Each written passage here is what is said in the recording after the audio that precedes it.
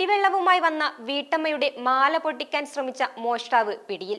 നെടുമങ്ങാട് സ്വദേശി സുനിലാണ് അറസ്റ്റിലായത്.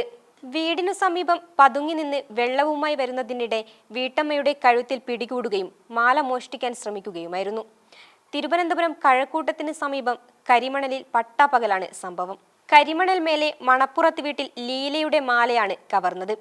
60 വയസ്സായിരുന്നു. വീടിന്റെ അടുക്കള വശത്ത് കിണറ്റിൽ നിന്നും വെള്ളം കോരുകയായിരുന്ന വീട്ടമ്മയെ ബലം പ്രയോഗിച്ച് കീഴ്പ്പെടുത്തുകയായിരുന്നു.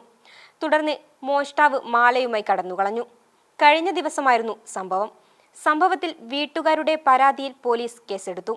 തുടർന്ന് നടത്തിയ അന്വേഷണത്തിലാണ് പ്രതിയെ അറസ്റ്റ് ചെയ്തത്. കിണറ്റിൽ നിന്നും വെള്ളം കോരുന്നതിനിടെയാണ് മോഷ്ടാവ് വന്നതെന്ന് ലീല പറഞ്ഞു. വീടിന് സമീപം ആരുമറിയാതെ പതുങ്ങി നിൽക്കുകയായിരുന്നു. വെള്ളമെടുത്ത് അടുക്കള ഭാഗത്തിലൂടെ വീടിനുള്ളിലേക്ക് കയറുന്നതിനിടെയാണ് ആക്രമണമുണ്ടായത്.